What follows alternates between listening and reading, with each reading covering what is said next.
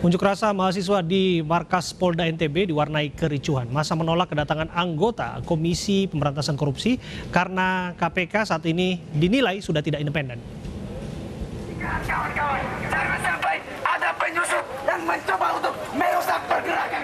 Puluhan mahasiswa dari Aliansi Pejuang Aspirasi Rakyat Nusa Tenggara Barat ini berusaha memblokade jalan di depan gedung Mapolda NTB. Sempat terjadi aksi saling dorong mahasiswa dengan polisi yang berusaha membubarkan massa karena mengganggu ketertiban umum. Mahasiswa terus berorasi, menyampaikan tuntutannya menolak kehadiran anggota KPK di NTB karena menilai KPK saat ini sudah tidak independen. Mahasiswa juga memprotes pimpinan KPK yang telah memecat pegawai KPK melalui tes wawasan kebangsaan.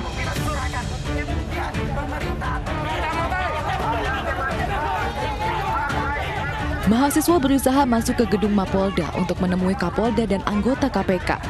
Namun hingga demo bubar, mahasiswa tetap tidak ditemui oleh Kapolda. Dalam 3 hari terakhir, jagat media sosial dikagetkan dengan kritikan dari berbagai universitas terhadap Presiden Jokowi. Sementara itu, Presiden Jokowi menganggap kritikan adalah hal yang biasa, namun harus diikuti norma kesantunan. Servis, bentuk ekspresi mahasiswa. Jadi kritik itu ya boleh-boleh saja. Jagat media sosial dihebohkan dengan munculnya kritik dari Badan Eksekutif Mahasiswa Universitas Indonesia yang menyebut Presiden Joko Widodo the King of Lip Service alias Raja Membual. Jelang sehari setelah BEM UI menyuarakan aspirasinya, gelombang kritikan kembali terus berdatangan dari berbagai perguruan tinggi. Aliansi Mahasiswa Universitas Gadjah Mada menyebut Presiden Jokowi dinobatkan sebagai juara umum lomba ketidaksesuaian omongan dengan kenyataan.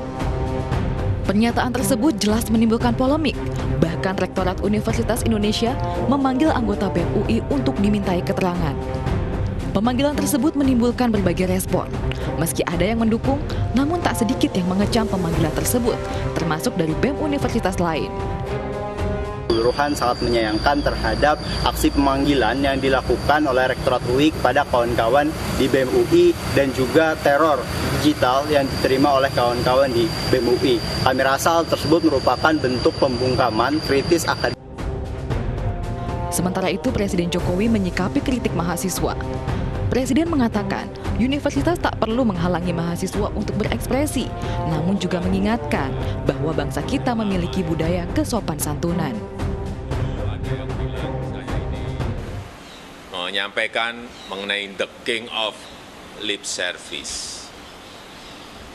Ya, saya kira ini bentuk ekspresi mahasiswa dan ini negara demokrasi, jadi kritik itu ya boleh-boleh saja.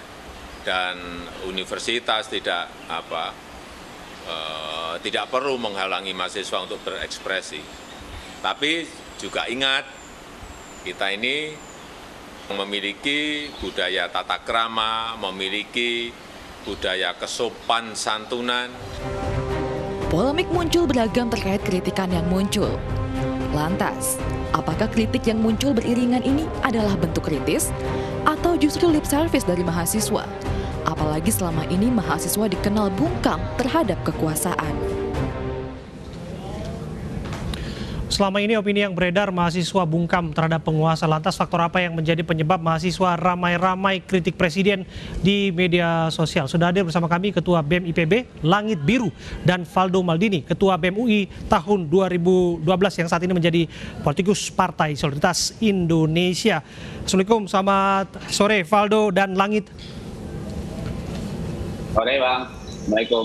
Sore Bang. Ya, saya ke Langit dulu, ke adiknya Valdo dulu ini. Langit, apa yang Anda sampaikan ini juga menarik, mengikuti apa yang disampaikan oleh BEM UI sebagai bentuk kritik kepada Pak Jokowi. Suara kritis dibungkam di mana-mana. Nama Anda Langit Biru. Yang saya ingin tanyakan, apakah langit demokrasi kita tak lagi biru? Wah, sepertinya kita bisa lihat langit demokrasi kita mulai menjadi kelabu nih Bang. Apa indikator tanggapan ini? Apa indikator opini Anda? Ya, kita tahu indikator demokrasi yang baik adalah diizinkannya berbagai macam bentuk aspirasi, terutama aspirasi yang sifatnya akademik. Tapi kita lihat sekarang banyak sekali represi yang dilakukan. Kita melakukan aksi di lapangan, direpresi oleh aparat, kita melakukan aksi kreatif, diteror secara digital, seperti itu, Bang. Teror digital ini dirasakan oleh Anda dan teman-teman Anda di BEM? Iya, dirasakan, dan bukan hanya oleh saya dan mungkin kawan-kawan BEM UI, tapi juga oleh banyak mahasiswa Indonesia, sosial media diretas dan lain sebagainya. Jadi saya lihat yang dialami oleh kawan-kawan BEM UI ini seperti fenomena gunung es, di mana ya hanya sedikit saja yang mungkin tersorot, kurang lebih seperti itu, Bang. Iya, Presiden kan mengatakan bahwa sah-sah saja kalau kritik begitu, dan bahkan secara tak langsung ya Presiden mengatakan bahwa tidak seharusnya Rektorat memanggil BEM UI dalam hal ini. Bagaimana tanggapan Anda? Saya rasa itu bagian lain dari lip service-nya Pak Presiden, Bang. Oh ya? Oke. Ya, saya rasa seperti itu. Bagian dari lip service.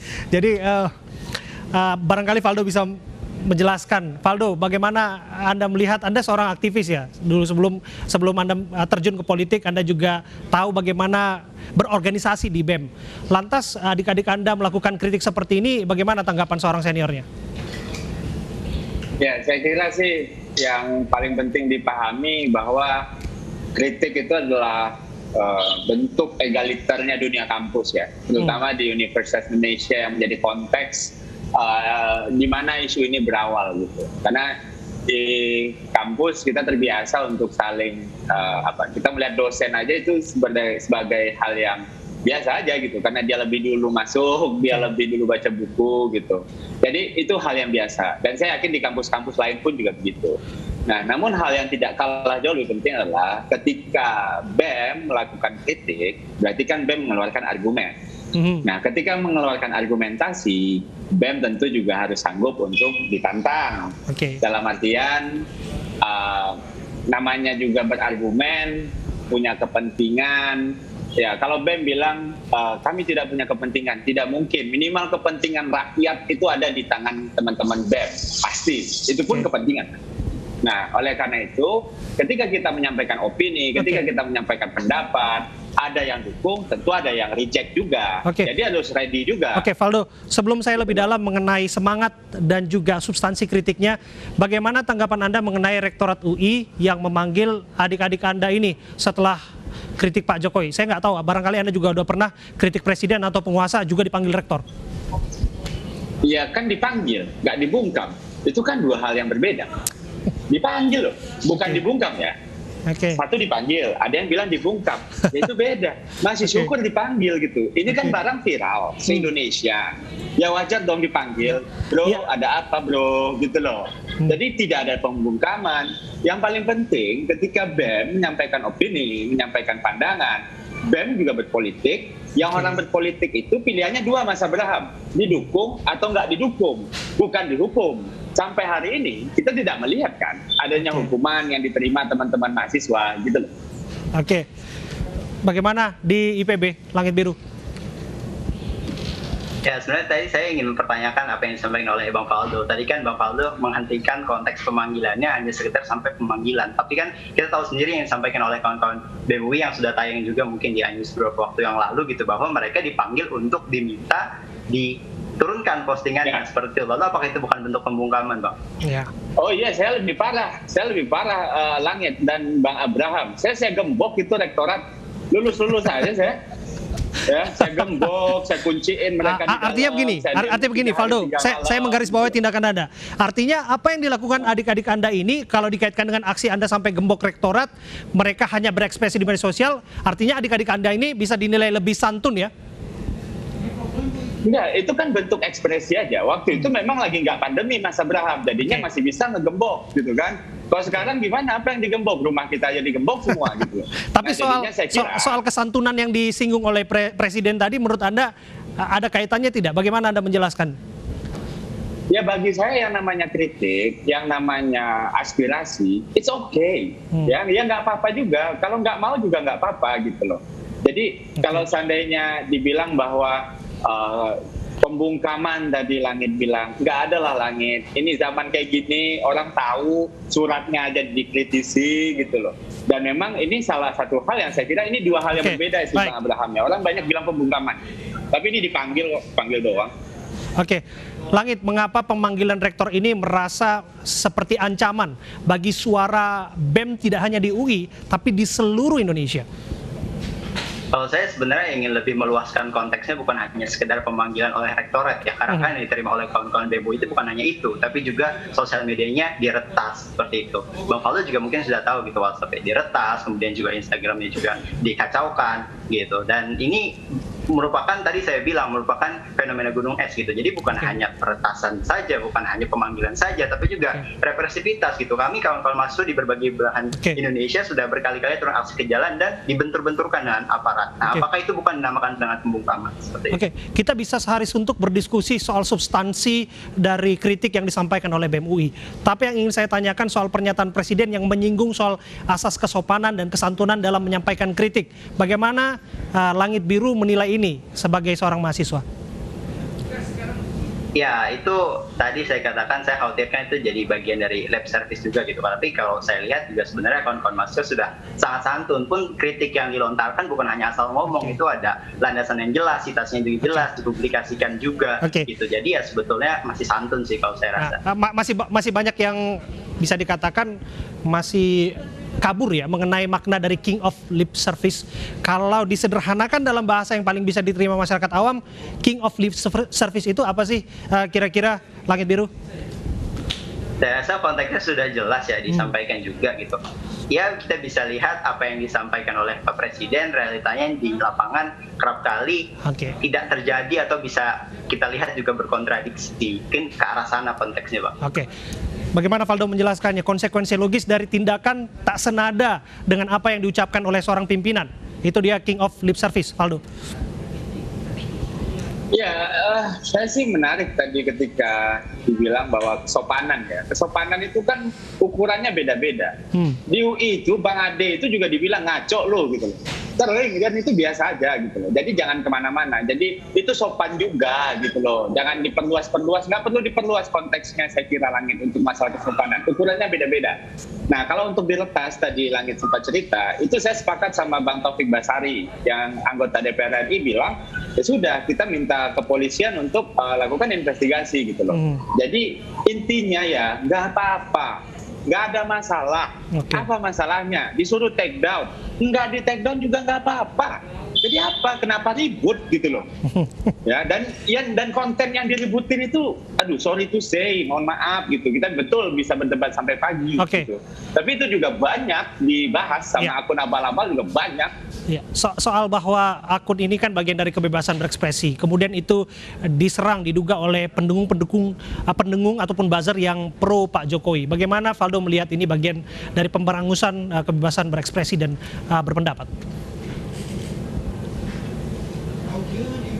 Udahlah, kita minta Polri daripada kita tuduh-menuduh. Misalnya nih, ada akun bola di Indonesia ngeledek Liverpool, terus tiba-tiba akunnya kena hack. Terus apakah Liverpool FC yang di Inggris itu terlibat gitu? Kan kita nggak bisa nuduh begitu.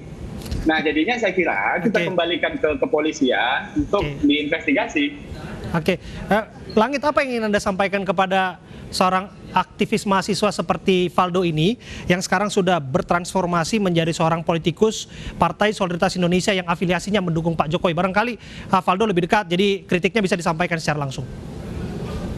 Ya, kalau dari saya sih sebenarnya sederhana aja sih, Bang. Tetap semangat dan semoga idealisme yang dulu diagung-agungkan dan dipertahankan dengan baik juga dapat diimplementasikan sesuai dengan kepentingan rakyat yang sebesar-besarnya. Soal momentum kritik ini juga dipertanyakan.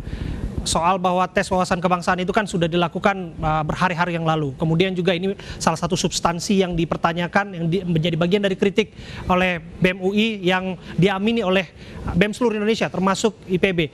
Mengapa sekarang? Kenapa kemarin bungkam? Ini jadi mahasiswa juga bingung juga ini. Kemarin bungkam dikritik, begitu sekarang ngomong, akhirnya juga menuai kritik juga. Bagaimana, Langit? Sebenarnya mahasiswa itu nggak pernah bungkam sih, Bang. Kami melakukan berbagai macam upaya lewat berbagai macam media. Ini memang sedang mendapat sorotan aja, tapi sejatinya pergerakan mahasiswa dan elemen masyarakat lainnya secara kolektif itu selalu berputar 24/7, itu selalu dilakukan seperti itu. Jadi ini hanya tadi saya katakan fenomena gunung es kalinya mendapat sorotan dan ini terblow up. Oleh karena itu yang momentum ini harus dimanfaatkan sebaik mungkin untuk memperjuangkan apa yang selama ini dilakukan. Ya, Valdo, tanggapan Anda? Jangan naif, jangan lupa bahwa ini bagian dari politik. Nah, ketika teman-teman masuk dalam skema politik, teman-teman itu harus siap di reject gitu loh. Teman-teman lagi berpolitik hari ini gitu loh. Konsekuensinya teman-teman dapat dukungan gitu. Ya. Tapi teman-teman juga akan tidak didukung gitu loh. Namanya juga politik, bro, gitu loh. Jadinya jangan naif melihat ini sebagai sebuah gerakan suci, multi independent. No, you are not gitu loh. Tapi that's what you have. Valdo, artinya begini, Anda ingin mengungkapkan pengalaman Anda ketika berpolitik di BEM bahwa itu tidak murni. Artinya Anda juga merasa bahwa, atau barangkali juga pernah dalam tanda kutip dipesan untuk melakukan gerakan politik kerakyatan? Ya kalau nggak ada kepentingan ngapain ngeritik, Bang? Kan gitu aja logiknya kan. Kepentingan itu kan ada ketika dikeluarkan lewat kritik, ya kan? Saya aja masuk ke rumah-rumah orang di kampung-kampung di reject kok, apalagi di medsos. Jadi kalau masalah yang ada menyerang di medsos itu biasa aja. Ada yang nolak sikap BEM UI itu biasa aja. Teman-teman punya kepentingan dan ini politik. Teman-teman sedang berpolitik, jangan bohong itu. Teror biasa nggak, Bang? Sosmed diretas biasa nggak, Bang? Oh, kamu lihat sosmed saya aja, Langit. Ya apa bentuknya tuh? Oke, soal perang buzzer itu lain hal ya. Saya kembali soal kepentingan yang disinggung. Saya highlight kepentingan yang disampaikan oleh Valdo. Soal kepentingan ini juga menjadi menarik karena dianggap bias apa yang dilakukan Pak Rektor. Dia menjabat sebagai orang nomor 1 di UI, menjabat rangkap juga sebagai wakil komisaris di salah satu BUMN. Tindakan ini dikaitkan dengan jabatan beliau. Bagaimana Valdo melihatnya?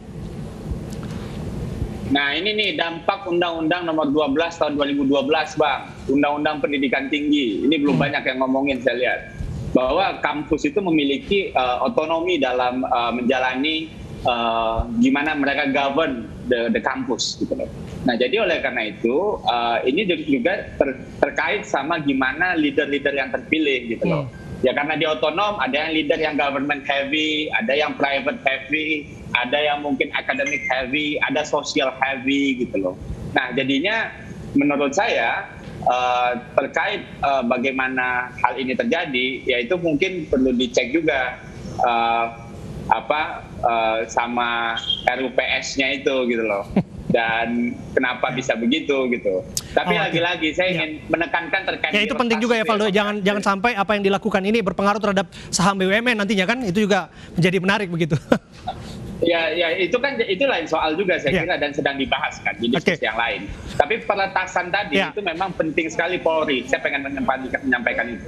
Oke, terima kasih waktu Valdo Maldini dan juga Langit Biru.